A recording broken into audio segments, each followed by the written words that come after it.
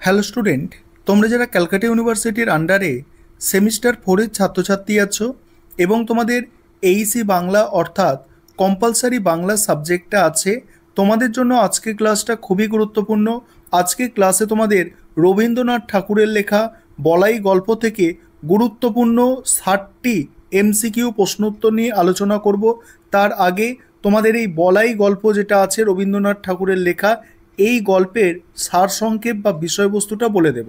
প্রথমে তোমরা সারসংক্ষেপ বা বিষয়বস্তুটা বুঝে নাও, তারপর তোমাদের পরীক্ষার জন্য আমি গুরুত্বপূর্ণ 60টি এমসিকিউ প্রশ্ন উত্তর নিয়ে আলোচনা করব। প্রথমে তোমরা বলাই গল্পের সারসংক্ষেপটা বুঝে নাও।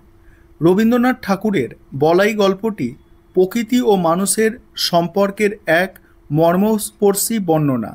গল্পটি বলাই নামের এক সংবেদনশীল শিশুকে কেন্দ্র করে আবর্তিত, যার প্রকৃতিতে গাছপালার প্রতি এক গভীর অনুরাগ ও সংযম বিদ্যমান। গল্পের শুরুতে লেখক মানব জীবনের সঙ্গে প্রকৃতির সম্পর্কের এক দার্শনিক ব্যাখ্যা দেন। তিনি বলেন, মানুষের মধ্যে বিভিন্ন জীবের প্রচ্ছন্ন পরিচয় বিদ্যমান, আর মানুষ সেই সত্তা যা তার ভেতরে সব জীবজন্তুকে একীভূত করে নেয়। কিন্তু বলাইয়ের ক্ষেত্রে গাছপালার প্রতি তার প্রবল ভালোবাসা তাকে করে তোলে অনন্য। ছেলেবেলা থেকেই বলাইয়ের স্বভাব ছিল প্রকৃতিকে নীরবে পর্যবেক্ষণ করা। প্রকৃতির সঙ্গে তার এক আত্মিক বন্ধন ছিল। বর্ষাকালে বর্ষা সরি বর্ষার কালো মেঘ, বৃষ্টির শব্দে তার মন প্রকৃতির সঙ্গে একাকার হয়ে যেত। বসন্তে আমের বোল, শালবনের ফুল দেখে তার অন্তরে জেগে উঠত গভীর আনন্দ। সে একা একা প্রকৃতির সঙ্গে কথা বলতো।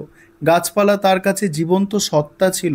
পাহাড়ের ঢাল বেয়ে গড়াতে সে দেখো গড়াতে সে যেন ঘাস হয়ে উঠত। আর দেবদারু বনের ছায়ায় দাঁড়িয়ে সে যেন গাছের ভেতরে নিস্তব্ধ মানুষকে অনুভব করত।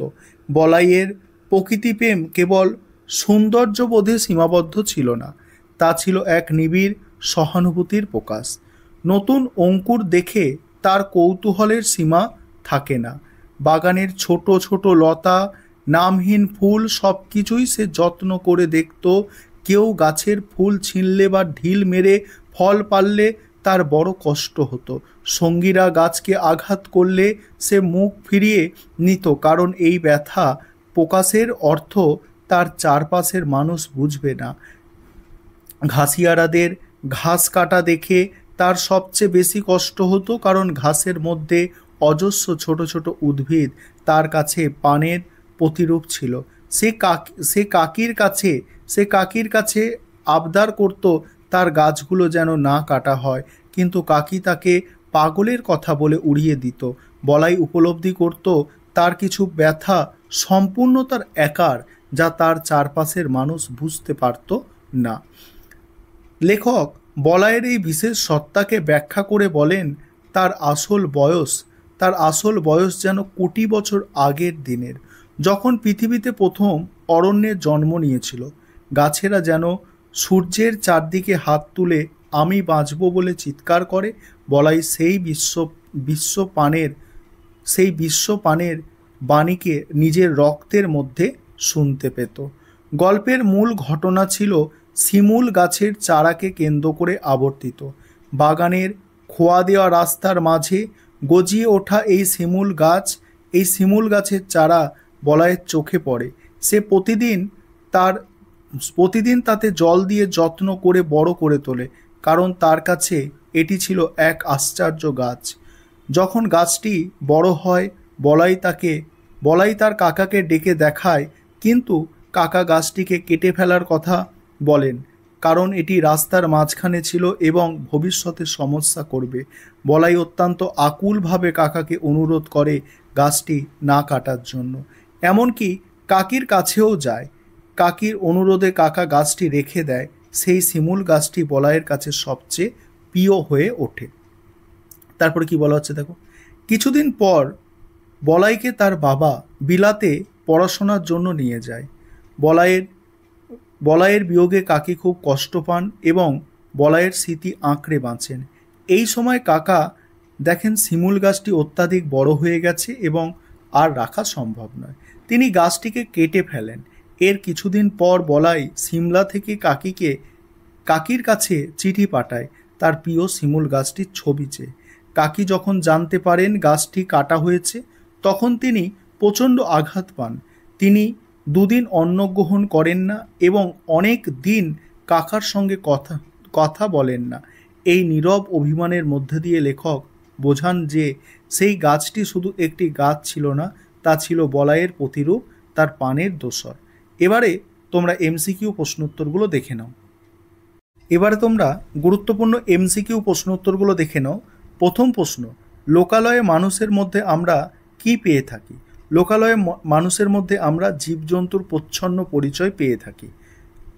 মানুষ নামক পদার্থটি আমাদের সঙ্গে কি করেছে? মানুষ নামক পদার্থটি ক এবং খ এখানে উভয়ই উত্তর হবে।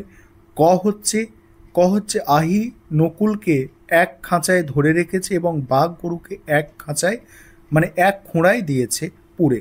তারপরে কি পরের প্রশ্ন আছে, সপ্তস্বরে কোন কোন সুর বলাই গল্পে ব্যবহার করা হয়েছে? সবগুলি, অর্থাৎ পঞ্চম, মধ্যম, তারপর দেখো কোমল, গান্ধার, সবগুলো। ছোটবেলা থেকেই বলাইয়ের অভ্যাস কি? চুপচাপ চেয়ে দেখা।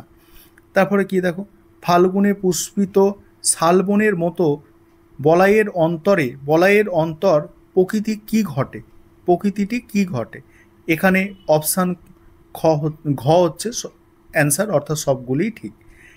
বলছে কে বেশি কথা বলতে পারে না? বলাই বেশি কথা বলতে পারে না। পাহাড়ের ঢালে সবুজ ঘাসের আস্তরণকে বলাই কি মনে করে? এখানে দেখো গ অ্যান্সার হবে, অর্থাৎ ক খ উভয়। ঘাসের আস্তরণটি স্থির পদার্থ নয়, আর হচ্ছে ঘাসের আস্তরণটি গড়িয়ে চলা খেলা। তারপরে দেখো বলাই কখন খিলখিল করে হেসে ওঠে? অ্যান্সার দেখো গ, অর্থাৎ ক খ উভয় হবে, অর্থাৎ ঘাসের গড়ানোর সময় ঘাসের আগায় দেখো ঘাড়ে সুরসুরি লাগলে। তারপর দেখো কি দেখে বলাই উৎসুকের সীমা নেই? এখানে অপশান গ হচ্ছে সঠিক অ্যান্সার। পরের প্রশ্ন আছে দেখো, পরের প্রশ্ন হচ্ছে সদ্য গজানো কচি পাতা বলাইকে কি জিজ্ঞাসা করে? এখানে দেখো অপশান গ সঠিক অ্যান্সার। বলাই কিসে ব্যথা পায়? সবগুলোতে, অর্থাৎ কেউ গাছের ফুল ছিঁড়লে, কেউ আমলকি পারলে, তারপর কেউ কোনো গাছের ডাল ভাঙলে, সবই গাছকে ক্ষতি করলেই বলাই দুঃখ পাবে, কষ্ট পাবে। বলছে কোন দিন বলাইয়ের সবচেয়ে বিপদের দিন? যেদিন ঘাসিয়ারা ঘাস কাটতে আসে। তারপরে দেখো ঘাসের ভেতরে বলাই কি খুঁজে পান? সবগুলো, অর্থাৎ বেগুনি হলুদ ফুল, ছোট ছোট লতা, নীল ফুলের বুকে সোনার ফোঁটা, এগুলো। পরের প্রশ্ন উত্তরগুলো আলোচনা করব। তার আগে একটা বিষয় তোমাদের বলার আছে, তোমাদের জন্য অনলাইন কোচিং ক্লাস চলছে। তোমরা যদি কেউ আমাদের পেইড ব্যাচে অ্যাডমিশন নিতে ইচ্ছুক থাকো বা স্টাডি মেটেরিয়াল পারচেস করতে চাও, সেক্ষেত্রে স্ক্রিনে নিচের দিকে দেখো যে নম্বর দেখতে পাচ্ছ, এই নম্বরে যোগাযোগ করতে পারো। পরের প্রশ্ন উত্তরগুলো দেখো, বাগানের শৌখিন গাছ নয় কোনটি? সবগুলি, এগুলো শৌখিন গাছ নয়। পরের প্রশ্ন আছে শিমুল গাছের অঙ্কুরকে কিসের সঙ্গে তুলনা করা হয়েছে? শিমুল গাছের অঙ্কুরকে শিশুর প্রথম প্রলাপ।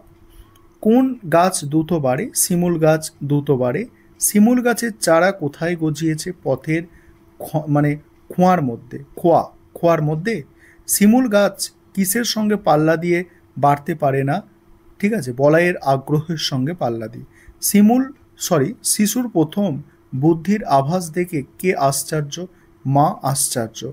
বলছে এটা উপড়ে ফেলে দেব। কি উপড়ে ফেলে দেবে? শিমুল গাছ। এটা উপড়ে ফেলে দেব বক্তাকে। এখানে বক্তা হচ্ছে বলাইয়ের কাকা। বলছে একটি আশ্চর্য গাছ। কোনটি আশ্চর্য গাছ? শিমুল গাছ আশ্চর্য গাছ। শিমুল গাছটিকে বলাই কখন ব্যগ্র হয়ে দেখত? এখানে অপশান গ সঠিক অ্যান্সার, অর্থাৎ বিকালে এবং সকালে। তারপরে দেখো এখন রোজই চোখে পড়ে। কাকে রোজ চোখে পড়ে? শিমুল গাছকে রোজ চোখে পড়ে। লেখক শিমুল গাছের কোন বিশেষণ দিয়েছেন? এখানে অ্যান্সার ঘ, অর্থাৎ কোনোটিই নয়। তারপরে বলয়ের বাবা কোথায় ইঞ্জিনিয়ারিং শিখতে গিয়েছিল? বলাইয়ের বাবা বিলাতে। তারপরে বলাইয়ের কাকিমা ছিল অশিক্ষিত। নেক্সট আছে দেখো, বলাইয়ের বাবা কত বছর পর ফিরল? 2 বছর পর। বলাইকে তার বাবা কোথায় নিয়ে গেল? বলাইকে তার বাবা কোথায় নিয়ে গেল? সিমলাতে নিয়ে গেল। ঠিক আছে, সিমলা। তারপরে আছে বিলাতি কায়দায় শিক্ষা দেওয়ার জন্য বাবা তাকে কোথায় নিয়ে যেতে চেয়েছে? উভয়, সিমলা এবং বিলাত। ঠিক আছে। তারপরে বলাই তার কাকিকে কোথা থেকে চিঠি লিখত?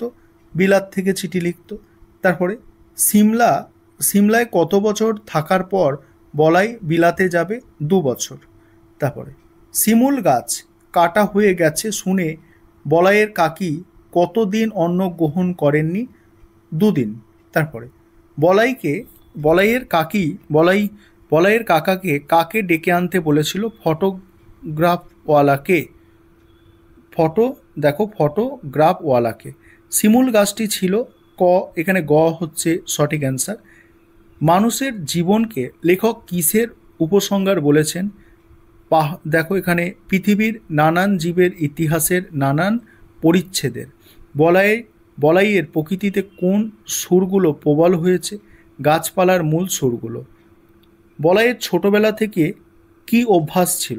বলাইয়ের ছোটবেলা থেকে চুপচাপ চেয়ে দেখা অভ্যাস। মাঘের শেষে আমের বোল ধরলে বলাই কি অনুভূতি হতো? একটা নিবিড় আনন্দ জেগে উঠত। ফাল্গুনে পুষ্পিত শালবনের মতো বলাইয়ের অন্তরের প্রকৃতি কেমন হতো? চারদিকে বিস্তৃত হয়ে উঠত এবং ভরে উঠত।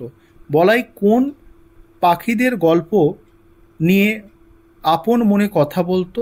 ব্যঙ্গমা ব্যঙ্গমী। এবার আমি স্ক্রল করে যাচ্ছি, বাকিগুলো তোমরা দেখে নাও। পুরো 60টা প্রশ্ন এখান থেকে তোমাদের তৈরি করে দেওয়া হয়েছে। এখান থেকে যাই প্রশ্ন আসুক তোমরা কিন্তু অ্যান্সার করে আসতে পারবে। আর এর আগেও আমাদের ক্লাস দেওয়া হয়েছে, তোমরা যারা চ্যানেলটায় নতুন ভিজিট করছো তোমরা সেগুলো একটু সার্চ করে দেখে নেবে।